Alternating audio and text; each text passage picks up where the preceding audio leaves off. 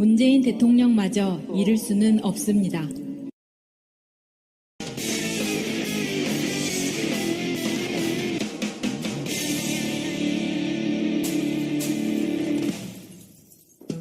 안녕하세요. 김호준의 파파이스 제 149회 시작하겠습니다.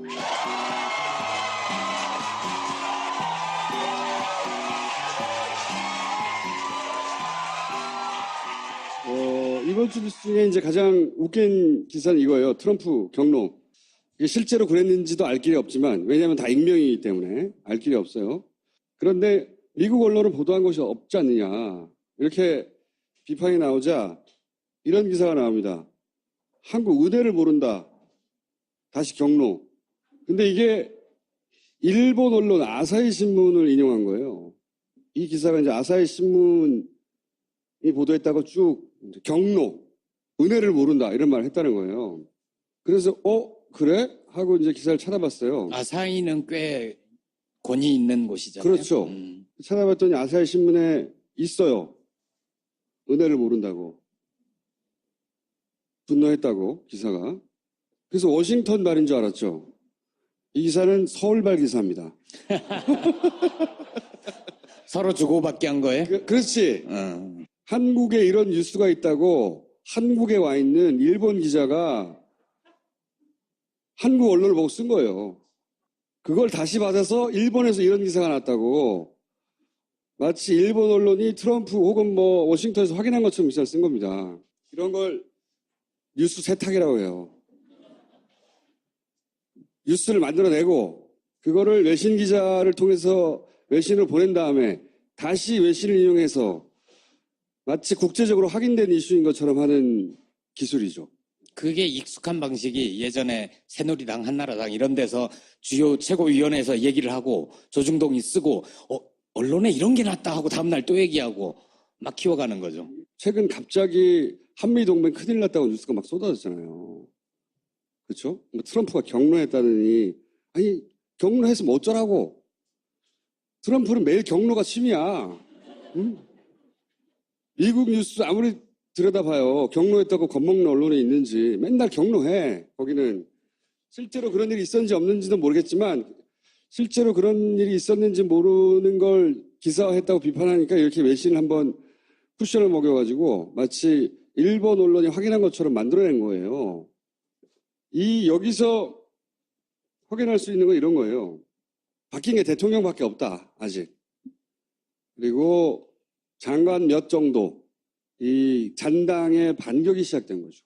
설계자가 있다며요. 설계자가 저는 있다고 보는데 안경환 후보 판결문 사건을 통해서 설계자가 있다고 저는 짐작하는데 그 이야기는 좀 더 나눌 텐데 여하간 반격이 시작된 거예요. 반격이.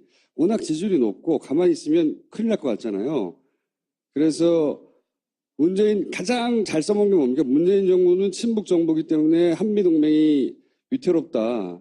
이 프레임을 지난 5년간 써먹었고 이제 대통령 된 지 얼마 되지도 않았는데 이걸 또 써먹는 거죠. 하다 안 되니까 이제 쿠션으로 국제 뉴스를 세탁을 해가지고 내놓고 있는 거예요. 이게 버젓이 포털에 올라가. 그러면 막 여타 기자들이 받았어. 그럼 기정사실처럼 만드는 거예요. 이걸 또 종편이 막 외신에서 이랬다고 난리를 치고. 좋은 점은 이걸 가만히 보면 잔당이 누군지 알게 된다는 거예요, 이제. 네. 그게 좋은 점입니다. 자, 이런 종류의 반격에 관해서 앞으로 당분간 있을 것이고 다루게 되지 않을까 저는 예상해 보는데. 과학과 예술의 융합으로 최근에 유럽을 다녀왔어요. 북유럽. 그중에서 북유럽. 굉장히 어울리지 않죠. 저 김보엽 기자와 북유럽을 다녀온 정청래 전 의원을 모시겠습니다.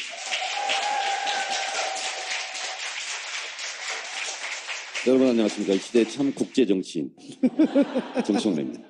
북유럽을 왜 다녀오신 겁니까?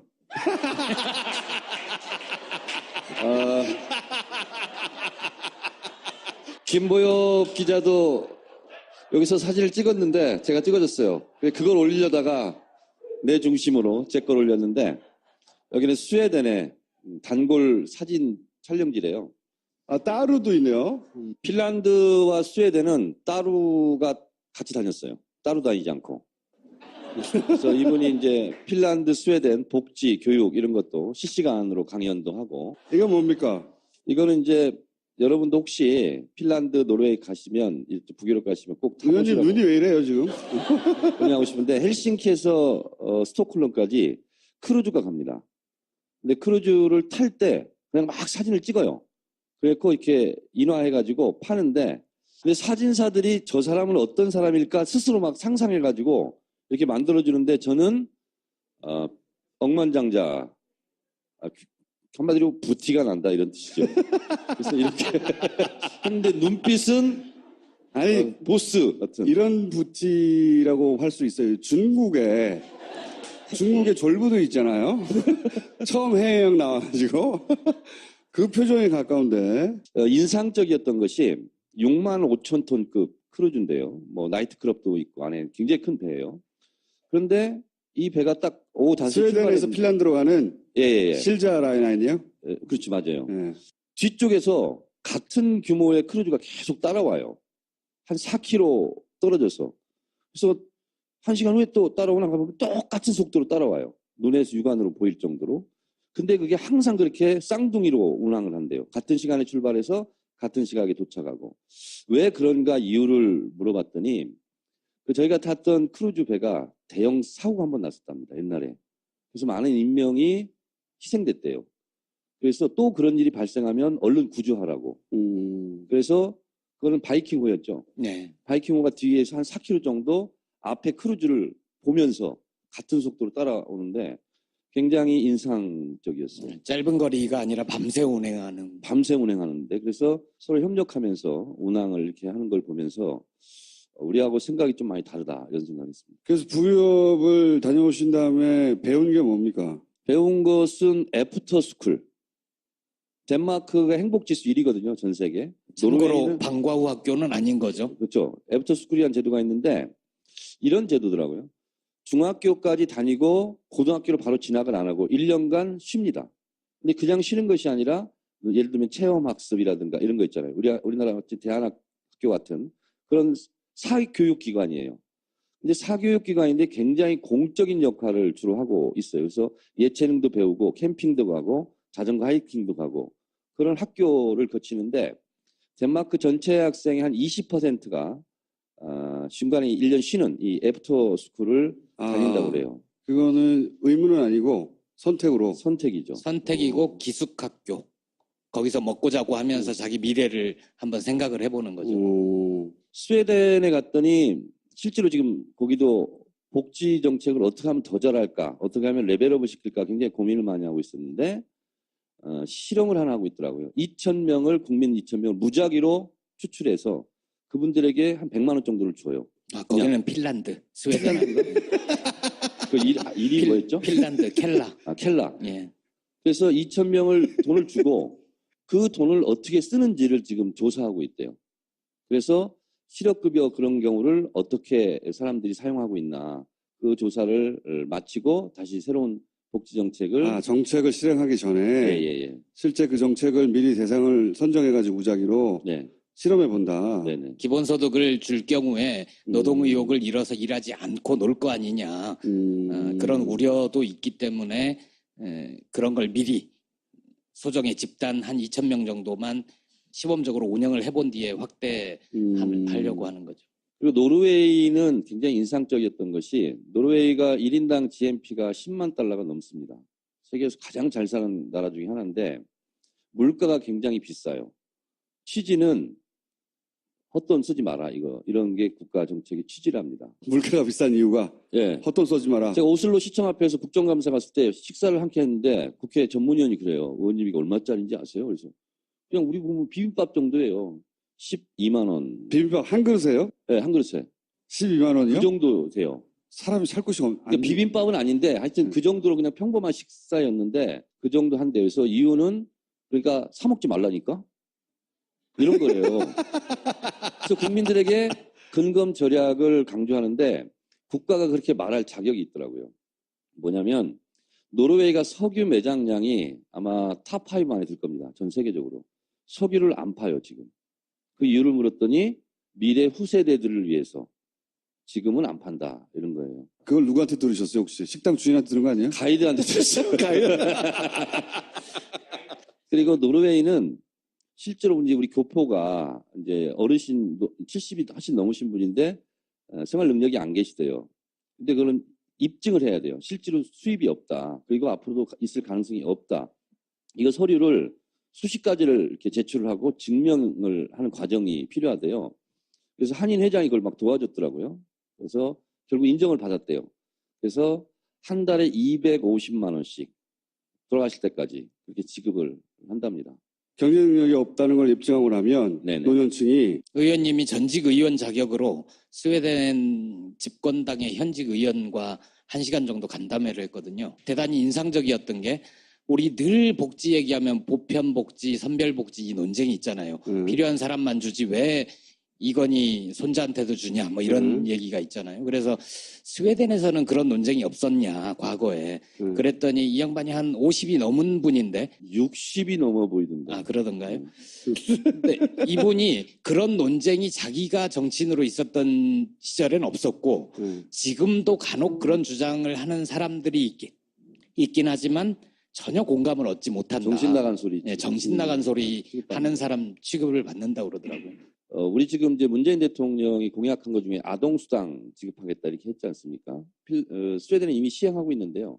16세까지 월 15만 원을 주는데 부모한테 안 주고 직접 학생 통장에 직접 꽂아준답니다. 국가에서. 그러니까 이제 그 돈을 모아서 뭐 여행도 가고 뭐 자전거도 사고 뭐 취미활동도 하고. 용돈을 국가가 주는 거네요, 그러면. 그렇습니다. 15만 원씩 16세까지.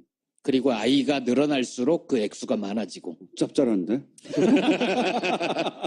그리고 저는 좀 관심이 있었던 게 안철수 의원이 새정치 들고 나오면서 국회의원 수를 줄이자 그런 얘기 했었잖아요. 별로 공감을 못 받았지만. 그래서 제가 국회의원 숫자를 물어봤습니다. 스웨덴 국회의원. 근데 384명? 349명. 정확하게 하나도 없어. 350명 정도 되는데 인구 1000만입니다. 근데 우리는 5천만이잖아요. 그럼 스웨덴 기준으로 하면 우리는 곱하기 5를 해야 돼요. 그러면 한 1700명 정도 우리가 필요하다는 건데 그래서 국회의원 숫자가 새정치나 또는 개혁의 대상은 될 수 없다는 생각을 했는데 특이했던 것은 저는 스웨덴이 국회의원 청렴하고 자전거 타고 다니고 뭐 깨끗하고 해서 우리의 롤모델쯤 생각하는데 의원회관을 쭉 지나가면서 봤더니요. 방이 5평 정도 되고 보좌관이 한 명도 없습니다. 보좌관을 공유한대요. 6명당 1명 보좌관이 필요한 일에 따라서 공유한다고 그러는데 일의 효율성이 있겠어요? 행정부를 뭐 견제하거나 뭘 국정감사를 하거나 혼자 어떻게 하냐고요. 그래서 저는 그거는 그 국회의원한테도 그랬어요. 대한민국은 인턴 포함해서 10명인데 의정활동을 해보니까 그것도 부족하더라. 예를 들면 교문위 같은 경우요. 교육부 산하, 문화부 산하의 부속기관이 합치면 한 100개 정도 돼요. 근데 실제로 국정감사에 투입이 되는 보좌관은 사실상 4명이에요. 그 4명이 100개의 기관을 다 들여다보고 국정감사를 해야 되는 거예요. 그러니까 사실은 국회의원들이 잘못해서 뭐 세비도 줄여야 된다, 뭐 수도 줄여야 된다, 보좌관은 왜 이렇게 많냐, 뭐 이렇게 하지만 실제로 제대로 일해서 예산을 제대로 콕콕 찍어서 감시를 하면 헛된 예산을 쓸 수 있는 것을 방지하기 때문에 그 보좌관 월급의 이상의 효과를 할 수 있는 거거든요. 그랬더니 뭐래요, 거기서? 그 사람들하고 뭐 어떤 일을 같이 해요? 이렇게 묻더라고요. 눈이 동그래져가지고 그렇게 사람 보좌할 만한 인력이 생기면 나는 그 사람들한테 어떤 일을 줘야 될지 모르겠다. 국회의원이 뭐 한대요, 그럼, 거기선? 그러니까요. 깊이가 없어, 깊이가! 그래서 한 명이 실제로 복사하고 뭐 청소 이런 거 다 해 혼자. 네. 그런 시간이 오히려 낭비 아닌가? 이런 생각이 들어요. 그런 이유가 있을 거 아니에요. 그렇게 한 명으로도 충분하다 할 이유가. 그건 다음번에 물어보고 말씀드리도록. 그래서 월급은 얼마냐 이렇게 물어봤어요. 했더니 800만 원 정도. 월급은 적진 않네, 비슷하네요. 한국보다는 작죠. 한국은 월 1000만 원 정도 하고 이것저것 뛰면 한 900만 원 정도 수령하는 것 같아요. 아니, 그러니까 제 말은 국회의원들 별로 할 일이 없는 건지 아니면 보좌관을 효율적으로 공유하는 건지 아니면 감시 대상이 적은 건지 모르겠는데. 보좌관을 효율적으로 공유하지는 못하죠. 국회의원 6명당 1명이 예를 들면 언론 인터뷰할 때 와서 배석한다든가. 뭐 이런 일이에요. 그러니까 정보 공개 시스템이 잘 돼 있든가 어떤 시청에 가면 전날 시장이 누구를 만나서 얼마짜리 밥을 먹었다 이걸 공개하는 게시판이 있더라고요. 감시 비용이 워낙 적다. 예, 예. 근데 국정감사의 거리를 아예 만들지 않는다? 그런 건 없죠. 그건 불가능하다고 네. 봅니다. 비리가 없는 나라가 어디 있어요. 네. 그리고 덴마크의 여러 군데도 갔다. 하루에 3나라를 간 적도 있어요. 이게 뭐냐면 여러분 아까 김총수도 그런 얘기했는데 이제 저들의 반격이 시작됐어요. 그리고 앞으로 우리가 문재인 정부를 이제 지켜야 되는 거잖아요. 그래서 제가 이 시대에 참 지킴이로서 여러분에게 몇 가지 팁을 드리려고 합니다. 이게요. 문재인 대통령이 공약했던 공약집입니다. 민주당에서 낸 건데요.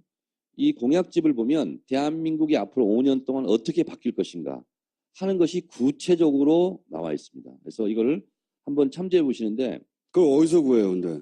이거 서점에서 팔아요.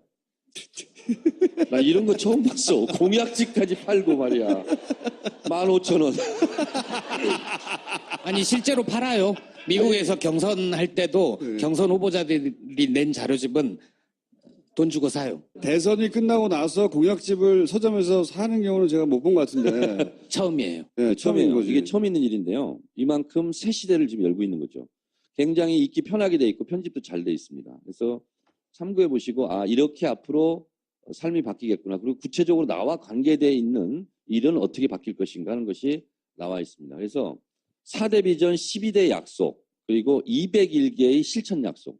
그러니까 이제 201개의 실천 약속이 실제로 구체적인 거죠. 의원님, 그건 저희가 서점에서 알아볼게요, 그냥. 네. 네. 그래서 요거를 좀 알아보시면서 예측하면서 야당에서 딴소리하면 우리는 이렇게 하려고 그런다.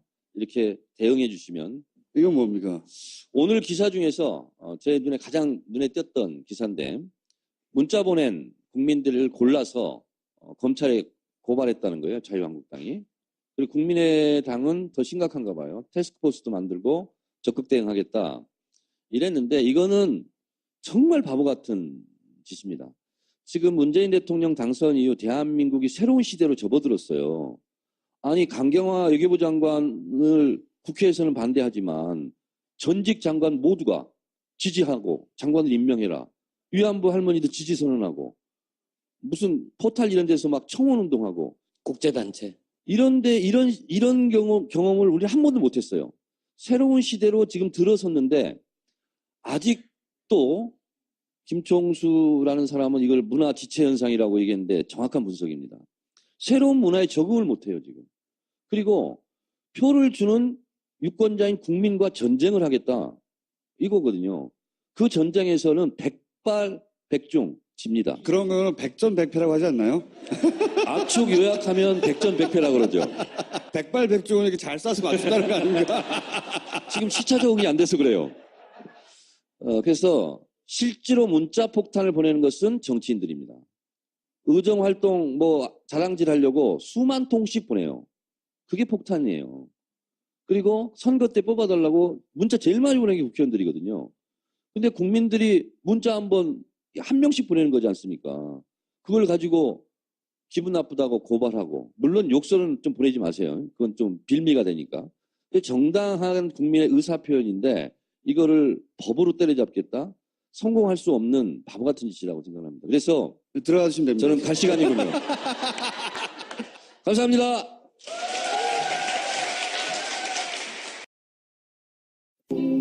문재인 대통령마저 이를 수는 없습니다. 이게 버젓이 포털에 올라가.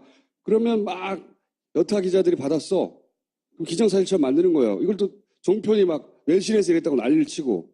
좋은 점은 이걸 가만히 보면 잔당이 누군지 알게 된다는 거예요, 이제. 네. 그게 좋은 점입니다. 자, 이런 종류의 반격에 관해서 앞으로 당분간 있을 것이고 다루게 되지 않을까 저는 예상해 보는데. 과학과 예술의 융합으로 최근에 유럽을 다녀왔어요. 북유럽. 그중에서 북유럽. 굉장히 어울리지 않죠. 저 김보엽 기자와 북유럽을 다녀온 정청래 전 의원을 모시겠습니다.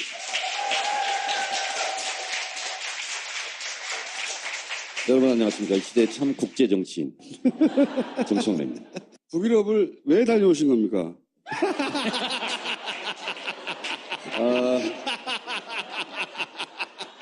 김보엽 기자도 여기서 사진을 찍었는데 제가 찍어줬어요. 그걸 올리려다가 내 중심으로 제 걸 올렸는데 여기는 스웨덴의 아니야.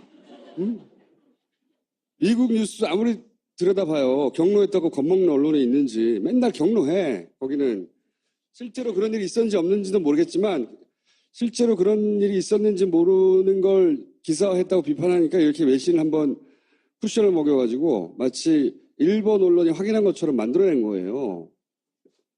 여기서 확인할 수 있는 건 이런 거예요. 바뀐 게 대통령밖에 없다, 아직. 그리고 장관 몇 정도, 이 잔당의 반격이 시작된 거죠. 설계자가 있다며요. 설계자가 저는 있다고 보는데, 안경환 후보 판결문 사건을 통해서 설계자가 있다고 저는 짐작하는데, 그 이야기는 좀 더 나눌 텐데, 여하간 반격이 시작된 거예요, 반격이. 워낙 지지율이 높고, 가만히 있으면 큰일 날 것 같잖아요. 그래서 문재인 가장 잘 써먹는 게 뭡니까? 문재인 정부는 친북 정부이기 때문에 한미동맹이 위태롭다. 이 프레임을 지난 5년간 써먹었고 이제 대통령 된 지 얼마 되지도 않았는데 이걸 또 써먹는 거죠. 하다 안 되니까 이제 쿠션으로 국제 뉴스를 세탁을 해가지고 내놓고 있는 거예요. 몽골 사진 촬영지래요. 아, 따루도 있네요. 핀란드와 스웨덴은 따루가 같이 다녔어요. 따루 다니지 않고. 그래서 이분이 이제 핀란드, 스웨덴, 복지, 교육 이런 것도 실시간으로 강연도 하고. 이건 뭡니까? 이거는 이제 여러분도 혹시 핀란드, 노르웨이 가시면 북유럽 가시면 꼭 의원님 타보시라고 눈이 왜 이래요 지금? 권하고 싶은데 헬싱키에서 스톡홀름까지 크루즈가 갑니다. 근데 크루즈를 탈 때 그냥 막 사진을 찍어요.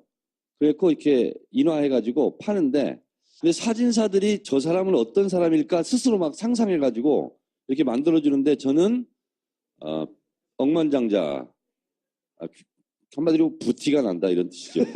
그래서 이렇게 했는데 눈빛은 아니 보스 같은. 이런 부티라고 할 수 있어요. 중국에 졸부도 있잖아요.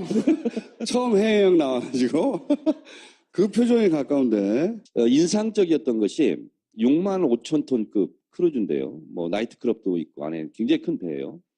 그런데 이 배가 딱 오후 5시 스웨덴에서 핀란드로 가는 문재인 대통령마저 잃을 수는 없습니다.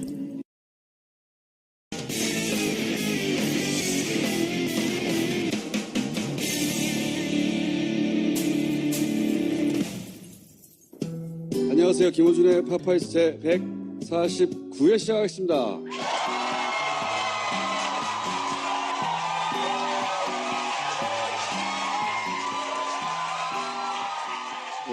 이번 주 뉴스 중에 이제 가장 웃긴 기사는 이거예요. 트럼프 경로. 이게 실제로 그랬는지도 알 길이 없지만, 왜냐하면 다 익명이기 때문에 알 길이 없어요.